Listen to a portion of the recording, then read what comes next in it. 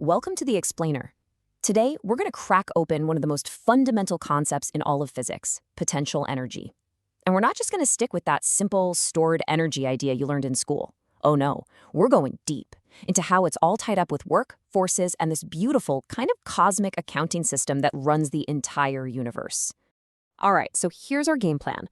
We'll start with the basics, energy just waiting to happen. Then we'll check out its main flavors. After that, we get to the real definition, which is all about work. We'll find out about a special kind of force, see how it all comes together in this great energy exchange, and then we'll wrap it all up with 5 key things to remember. All right, let's kick things off with the idea we're all familiar with, this notion of stored energy. So to get our heads in the right space, picture this, a roller coaster, right? It's slowly clanking its way up to the very, very top of the highest hill. It's barely moving. Then, whoosh, it's hurtling down the track at an insane speed. So where did all that energy for the speed actually come from? Well, the easy answer is potential energy. It's the energy that something has simply because of its position or its setup. And actually, it's more accurate to say it's the energy of a system of objects. See, when we lifted that roller coaster, we changed its position relative to the Earth, and in doing so, we basically packed energy away, energy that has the potential to turn into something else, like the kinetic energy of motion. And you see this idea absolutely everywhere once you start looking. Think about a wrecking ball hanging way up high, that's got potential, a drawn bowstring, pulled taut, full of potential energy, water at the top of a waterfall, or even just a compressed spring.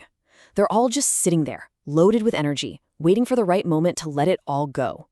Now, this stored energy isn't all the same. It comes in a few common types, or flavors, if you will. And each one is tied to a specific kind of force. Okay, let's break down the big 3. First up, we've got gravitational potential energy. This is all about an object's height in a gravitational field, and that formula U equals mgh, it's simple, right? The more mass, or the higher you lift it, the more energy you stored. Next is elastic. This is the energy you get from stretching or squishing something, like a spring. The formula there, U equals 1/2 kx squared, is really interesting because that squared term means the energy goes up fast the more you stretch it, and that k is just a measure of how stiff the spring is. And finally, you've got electric potential energy, which is all about where charges are positioned relative to each other. Okay, but here's where we take a turn. That whole stored energy idea, it's a great starting point, a really useful metaphor, but it's not the whole picture, not even close. To really, truly get what potential energy is all about, we have to talk about something else, work. And here's the key insight.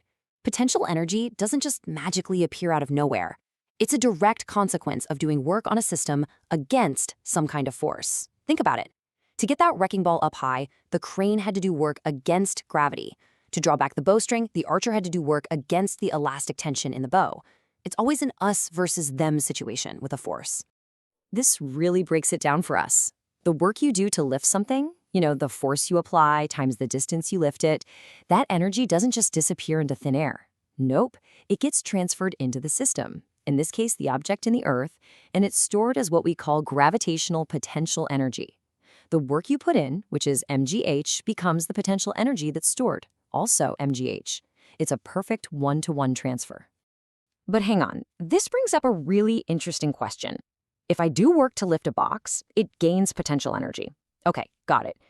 But what if I do work by sliding that same box across a really rough carpet? I'm pushing it, applying a force over a distance, so I'm definitely doing work, but the second I stop pushing, the box just sits there. It has no stored energy to slide back to where it started. So what gives? Why the difference?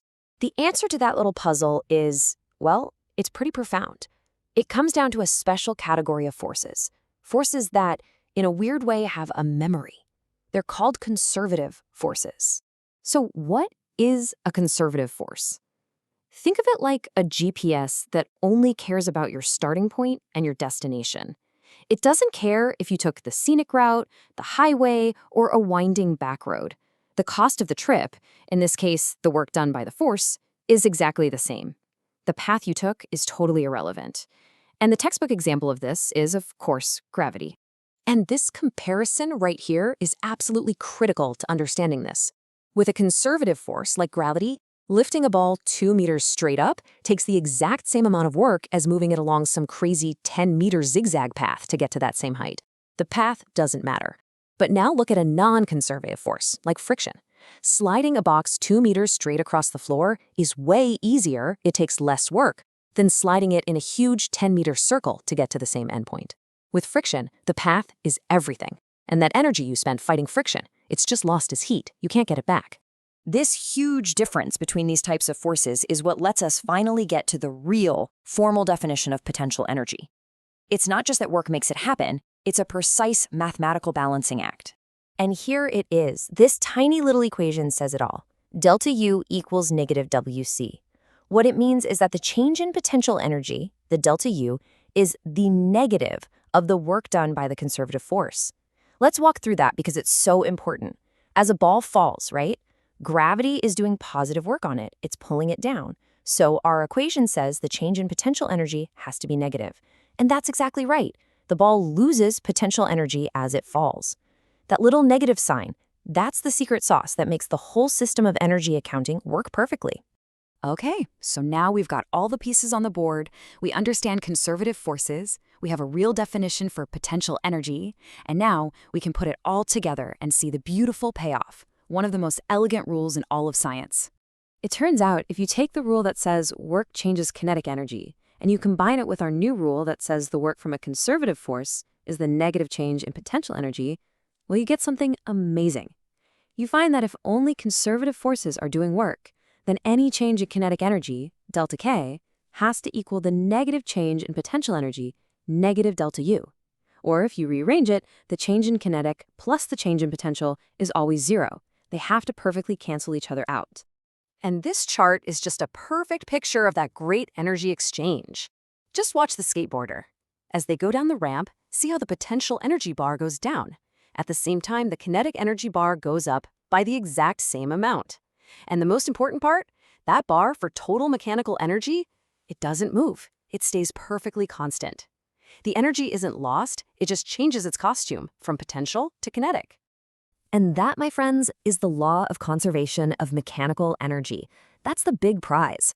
As long as you're only dealing with those special conservative forces, the total mechanical energy of a system, the kinetic plus the potential, it never changes. It's constant.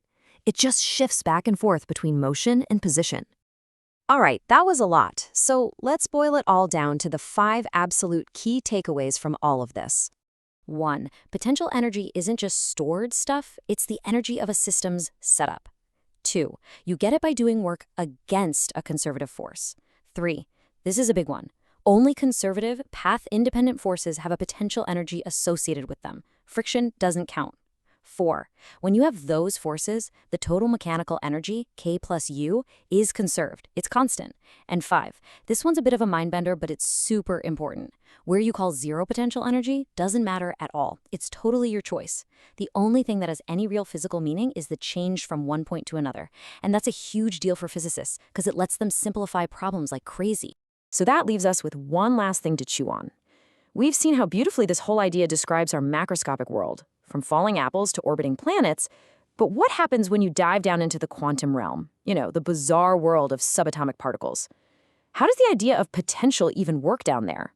What does potential energy even mean for something like an electron, which can exist in multiple places at the very same time? Yeah, that's a question that physicists are still wrestling with. For now, thanks for diving in with us on this explainer. Keep questioning.